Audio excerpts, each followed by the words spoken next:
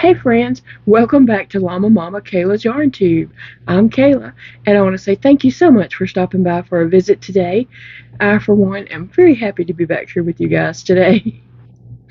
Today I'm drinking just plain old Louisiana sweet tea over ice, trying to keep my throat wet. I want to apologize up front if I cough in this video, which I hope I don't, but now that I said it, I feel it coming on. I sound really bad. I sound really sick, but I'm not. It is all in my esophagus. It is not in my chest or head or anything like that. It is just my esophagus. It's from refluxing so much. And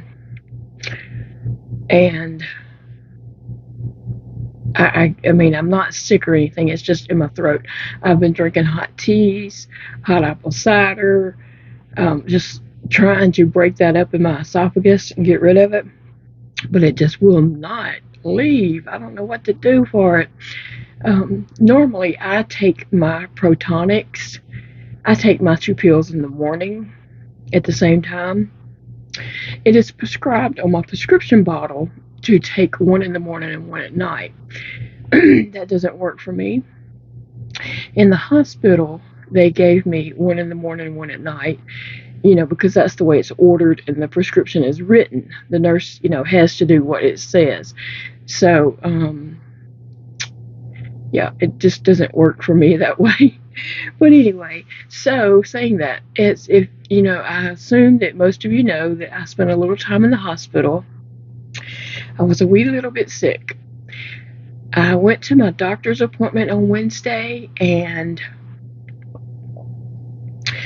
I just told him, I feel horrible. And I'm not one to really just sit there and complain when I go to the doctor.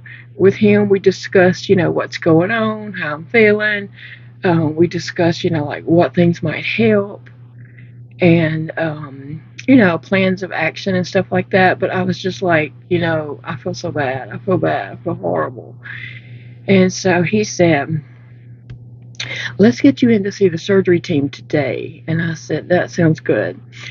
So, because my feeding tube had been hurting really bad, and the surgery team was supposed to contact me already for an appointment, but they did not.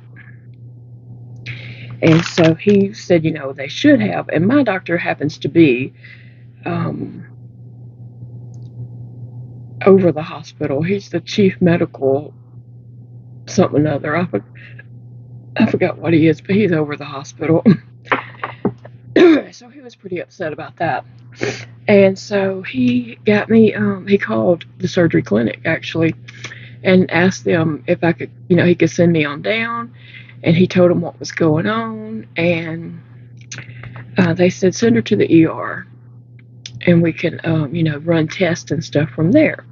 So that's what we did. He told me to go to the lab and get lab work done. And then I had to go by the pharmacy and pick up a prescription, lidocaine, because I had that trigeminal neuralgia. And the medicine I'm on for that does help, but sometimes I get this flare-up. Like if a ceiling fan gets turned on, or just a gush of wind, or if I get in front of the air conditioner, or just anything can flame that up. But I can put lidocaine right there and inside my jaw on the inside, and that will help that, along with the medication. So anyway, he had got me some lidocaine. Actually, he had wrote the prescription a while back, but Target, CVS, and Target pharmacy was dragging their feet and always had a reason why it wasn't filled. So anyway, he just called down to the pharmacy there at the hospital and got it filled, and I went and picked it up, 15 minutes later, and it was ready, And so then I went on to the ER and told them who I was, and Dr. Cavell had called down for me, and she said she'd let them know, and she went ahead and put my band on my wrist and gave him my stickers. They give you stickers with your name and address and all that kind of stuff that you give whoever you see so they can put on the different things they do for you. So this man come out and asked for me, and I said, oh, that's me. And he said, come on back with me. So I didn't have to sit out there and go to triage and all that, thankfully, because that emergency room was packed out. Like, seriously, it was so full. When we got down to the emergency room, we were fixing to go in the doors. I looked in the window and I was like, oh my goodness, we're going to be here forever. Well, I didn't know. Yeah, I was. But anyway, so he got us on back into a room, and the surgery team, somebody from the surgery team came by and saw me and said, okay, we're going to get x-ray done to see if your tube is in the proper place. Because I explained to her how it felt, and it felt like it was up in a muscle and it was just hurting. Like, not like, it wasn't supposed to hurt like that, I know, but, I just told her that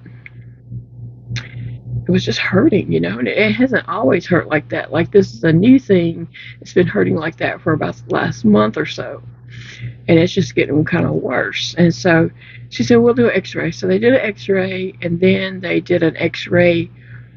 They injected some contrasting dye into my feeding tube and did an x-ray with that. Okay, the x-ray didn't show anything. The one with the contrasting dye did not show anything. So they said, let's do a CAT scan. And so they did a CAT scan, and they injected dye, I don't know what it's called, a dye into my veins, and did, a CAT scan through that. Well, or CT scan, I don't know what they call them nowadays. But anyway, the CT scan showed that there was a pocket between my stomach and my abdomen wall. Okay, when you get a feeding tube, like your stomach is like just in your stomach, and here's your abdomen wall. Well, when you get a feeding tube, that pulls your stomach to your abdomen wall, and a tube comes out, right? They put that tube in, it pulls to your abdomen wall, and there's a tube on the inside, so that pulls the stomach, and eventually it heaves together and just grows together.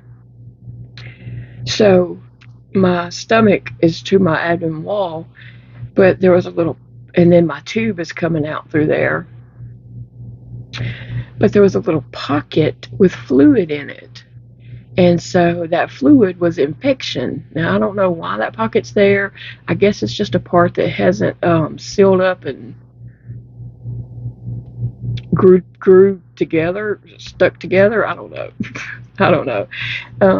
But there was fluid in it, and that fluid, I guess, is causing the infection.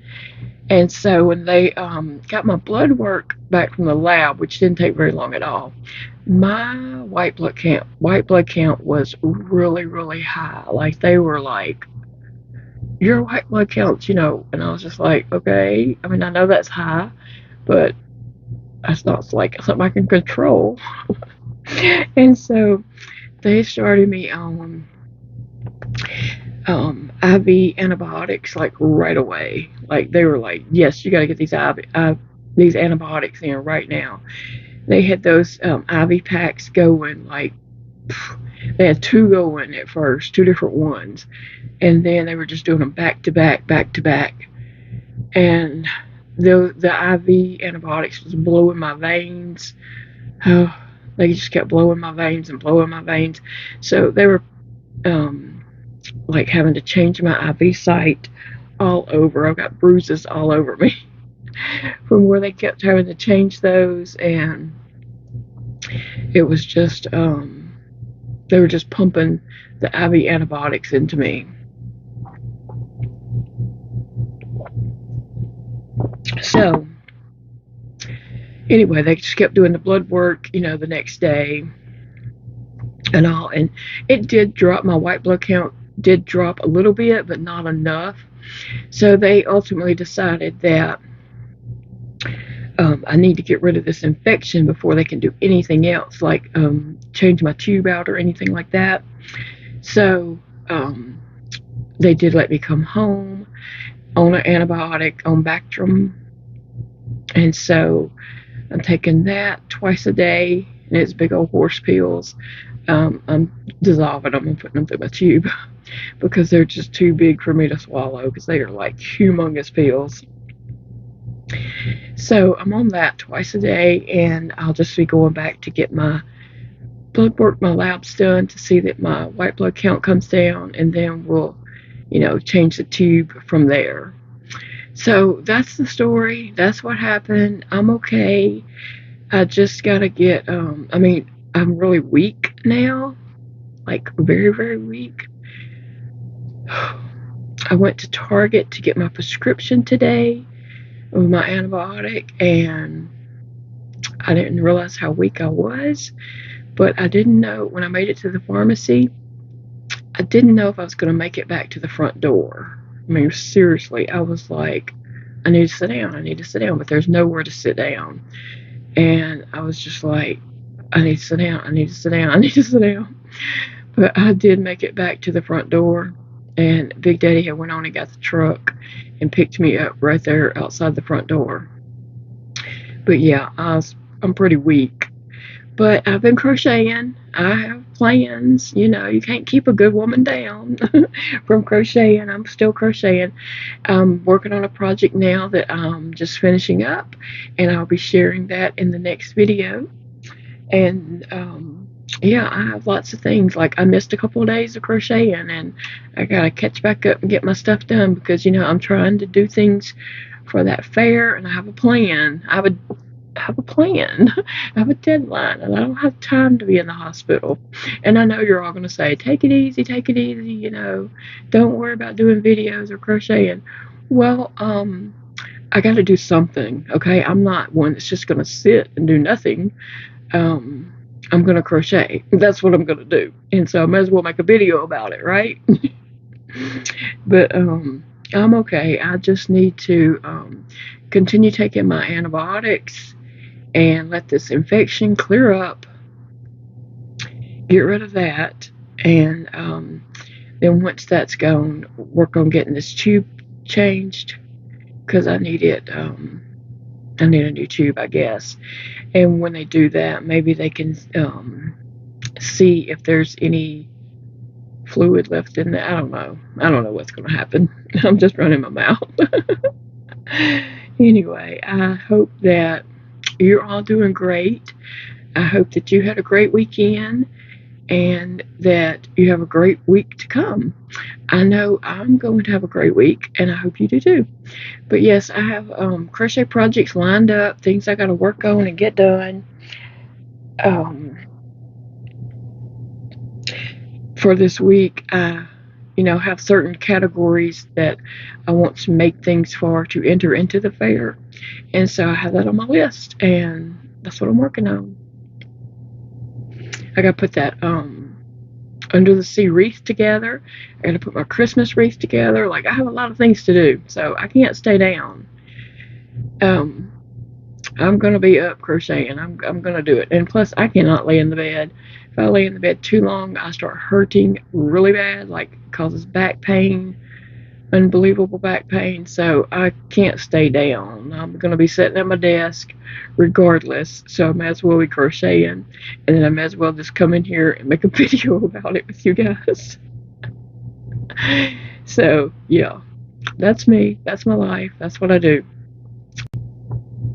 And thank you all so much for your sweet words and your prayers and just thinking of me while I was in the hospital. I just appreciate that so very much. It's very touching, and yes, it brought me to tears many times. And I just want to let you all know that I'm okay. I'm going to be okay. I just got to get, back on my feet. And I'm going to let you all get going, but I hope you have a beautiful day. And remember, it's a beautiful day to crochet. Bye, friends.